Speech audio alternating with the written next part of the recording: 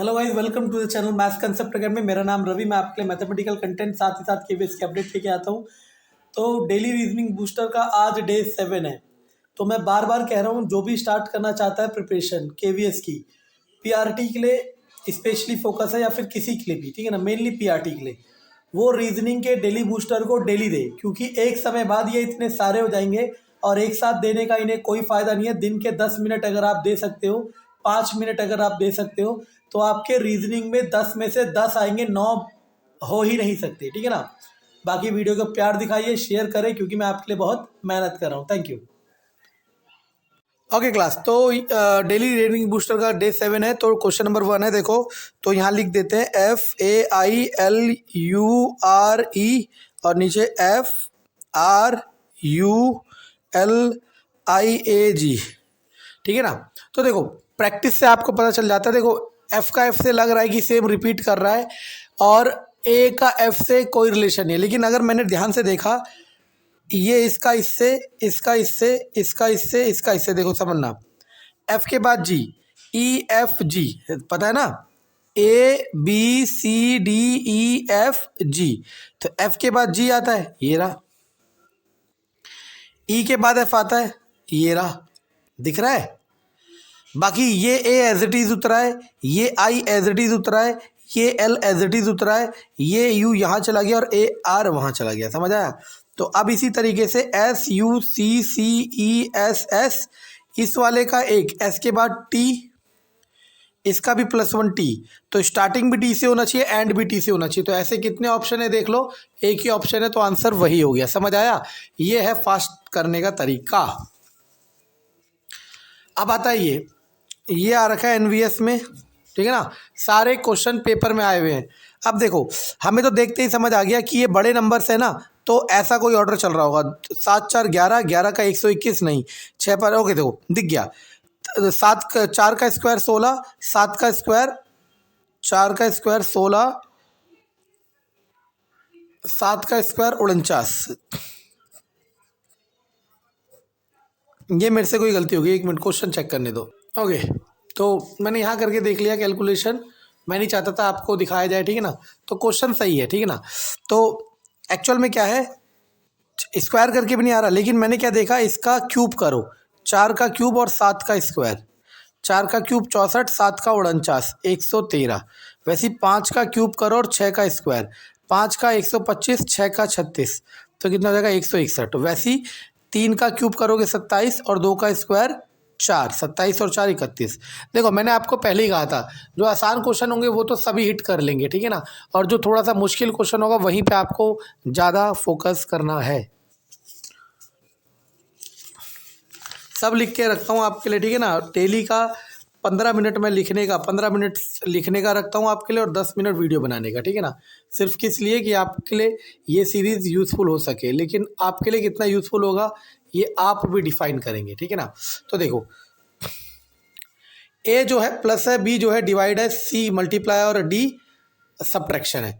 तो आपको सबसे पहले यहाँ रख देना, मैं लिख के दिखा रहा हूँ, आपको लिखना नहीं है।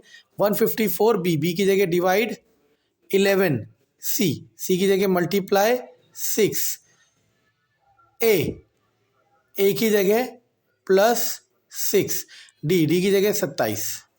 अब आपने बस बॉड मास का ध्यान देना है। बॉड मास जो हमने पढ़ा हुआ है, तो पहले डिवाइड करोगे, 11 से जाएगा, 11 एकम 11, 11 चौक 44, तो 14 गुणा 6। मैं करके दिखा रहा हूँ, लेकिन मुझे करना नहीं चाहिए था, मुझे डायरेक्ट आंसर बताना चाहिए था, लेकिन कोई नहीं। अब ये दोनों मल्टीप्लाई होंगे, तो यार ये दिख क्यों नहीं रहा, 1 मिनट रुको। अब सही है, ठीक है ना। अब देखो, ये दोनों मल्टीप्लाई होंगे, ठीक है ना। तो अब आप बताओ 14 छक्के कितना होता है, बताओ। यही तो मुझे बेकार लगता है। +6 - 27, ये हो गया 90 - 27, तो ये हो गया कितना, हो गया 370 और 63। सही है ना।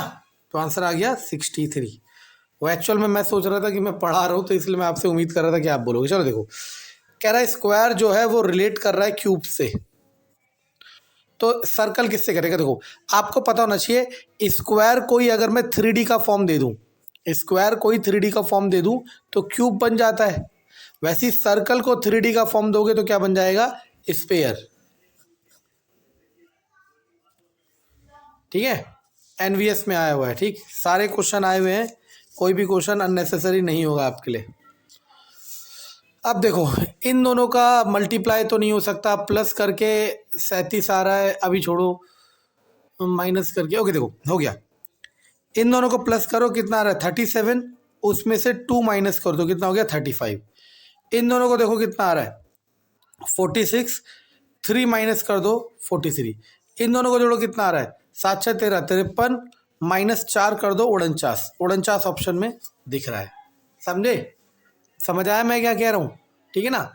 वीडियो बनाने के बाद मैं सारे आंसर चेक भी करता हूँ। ठीक है, यानी कि जो क्वेश्चन केवीएस में आया हुआ है, यानी कि हो सकता है आप और मैं कोई और लॉजिक सोच रहे होते, लेकिन मैं आंसर चेक भी कर रहा हूँ। ठीक है, वीडियो बनाने के बाद मैं, अच्छा पता है कई लोग क्या करते हैं, कई लोग यहाँ पे आंसर रखते हैं और साथ ही साथ देखते जाते हैं। मैं नहीं करता, मैं अपनी भी प्रैक्टिस करता जा रहा हूँ ताकि मेरा दिमाग हमेशा एक्टिव रहे। ठीक है ना। और अगर कोई क्वेश्चन मेरा लॉज मानो इसका मैं कुछ और लगा देता और मैं फिर आंसर चेक करता और मुझे पता चलता कुछ और है, तो मैं फिर वीडियो एडिट करके इसको दोबारा डालता। बहुत मेहनत का काम है, वरना सबसे आसान था मैं इस तरफ कॉपी रखता, अभी कोई कॉपी नहीं है। ठीक है ना, इस तरफ कॉपी रखता, ठीक है ना, और दनादन देख के चिपकाता जाता। ठीक है, चलो। जेलर क्या होता है? जो प्रिजन का देखभाल करता है, कैदियों का। क्यूरेटर वो होता है जो म्यूजियम की देखभाल करता है, म्यूजियम की। ठीक है ना, ये वर्ड याद रखना। क्यूरेटर कौन होता है? जो म्यूजियम की देखभाल करता है। ठीक है ना। तो अगर आप चाहो तो यहाँ से साथ साथ वोकैबुलरी भी स्ट्रॉन्ग करी जा सकती है। ये डिपेंड करता है आपकी मेहनत के ऊपर। ठीक है ना। चलो चलो, अब देखो समझना। Rajesh is the father in law of Neha, मतलब एक लड़की है नेहा, नेहा का कोई पति होगा। देखो मैं ना ऐसे करता हूँ, शादी के लिए ये आर्क बना देता हूँ। अभी मैं ब्लड रिलेशन कराऊंगा तब समझ आएगा, आपको आता है बस। नेहा का कोई पति होगा, उसका पिता है राजेश, उसका पिता है Rajesh. And Akash is the only son of Rajesh, मतलब राजेश का इकलौता बेटा आकाश है। तो ऑब्वियस सी बात है, आकाश और नेहा पति पत्नी है, son. How Akash is related to Neha? Akash Neha से कैसे रिलेटेड है? आकाश नेहा से रिलेटेड है हस्बैंड। अगर बोलते हैं how Neha is related to Akash, then wife. सही है ना। अब आता है डिक्शनरी वाला, इसमें डिक्शनरी में अरेंज करना है। सबका पहला वर्ड ए है, बी। देखो बी पहले आ गया तो यानी कि सेकंड नंबर पहले आएगा। अब सेकंड किसमें? इसमें भी सेकंड है, इसमें भी सेकंड है, इसमें भी सेकंड है, तो इसको हटाओ। बी के बाद कौन आएगा? सी।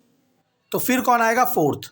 सेकंड भी हट गया और फोर्थ भी हट गया। फोर्थ किसमें? देखो सेकंड के बाद फर्स्ट हटाओ, सेकंड के बाद फोर्थ, सेकंड, तो ये दो चल रहे हैं अभी तक रेस में। अब इनका तीसरा अलग है, तीसरा पता चल जाएगा। देखो बी सी आ गया। अब देखो इन दोनों को कंपेयर करना है, अमलगमेट और अमेच्योर को। ठीक है ना, ए एम ए, इसके बाद टी, इसके बाद एल। तो एल पहले आता है, टी पहले आता है? बताओ, एल पहले आता है, टी पहले आता है? तो आपको पता चल गया कौन पहले आता है, एल। तो आंसर नंबर फोर्थ। अब आपको पता है क्या करना चाहिए मेरे हिसाब से, according to my experience and my suggestion, my advice to you, आपको इन सब का मीनिंग भी याद होना चाहिए। समझ आया? एक्यूमुलेट इकट्ठा होना, एमलगमेट मतलब भी जुड़ना होता है। एक वर्ड सुना होगा आपने, एमलगम। एमलगम मतलब सिंपल होता है, आप किसी भी चीज़ का एलॉय या मिक्सचर बना रहे हो और उसमें मरकरी हो जाए। कौन हो जाए? मरकरी, मतलब एक एलिमेंट मरकरी हो। मरकरी का सिंबल क्या होता है? Hg। तो उस चीज़ को एमलगम कहते हैं। अमेच्योर मतलब होता है नौसिखिया या नया नया। ठीक है ना, ठीक है ना। ऐसे आपको सारी चीज़ें करनी चाहिए अगर आप सिलेक्शन चाहते हैं तो। Okay now next question. अब ये कह रहा है बॉल ये है, तो आपने क्या देखा? बी का होता है 2, ए का होता है 1, एल का ABCDEFGHIJKL। ठीक है ना, तो कितना हो गया? 12, 12 और वो भी 12, 12 12 24, 25 और 2 27। तुक्का बैठ गया। ठीक है ना। मैं अल्फ़ाबेट लिख के रखता, आज मैं लिखना भूल गया तो कोई बात नहीं। अब मुझे इसका जोड़ना है और वो जो होगा वो मेरा आंसर होगा। समझ आ रहा है मैं क्या कह रहा हूँ? बस इधर आ जाते हैं। देखो 21 14 49 159, ये इतना ये इतना। देखो 21 और 14 को जोड़ोगे तो कितना आएगा? 5 और 3, नहीं घटाओगे तो 7, और 7 का स्क्वायर 49 होता है। चलो इन दोनों में से 159 में से 146 घटाओगे तो 13, 13 का 169। लॉजिक बैठ गया। अब इन दोनों को सब्ट्रैक्ट करोगे तो कितना हो जाएगा? देखो 56 44, तो कितना आ जाएगा? 12, 12 का square 144। Sorry sorry sorry sorry, देखो दोबारा पहले मैंने इन दोनों को जोड़ा 35 आया, काम नहीं चला। इन दोनों को घटाया 7 आया, 7 का स्क्वायर 49। इन दोनों को घटाया 13 आया, 13 का स्क्वायर 169। इन दोनों को घटाया 12 आया, 12 का स्क्वायर 144 इज अवर आंसर। ठीक है ना। तो सीरीज को प्यार दिखाएं, क्योंकि मैं सिर्फ आपके लिए कर रहा हूँ, और अगर प्यार नहीं दिखाओगे तो मेरा मनोबल टूटता जाएगा। ठीक है, थैंक यू।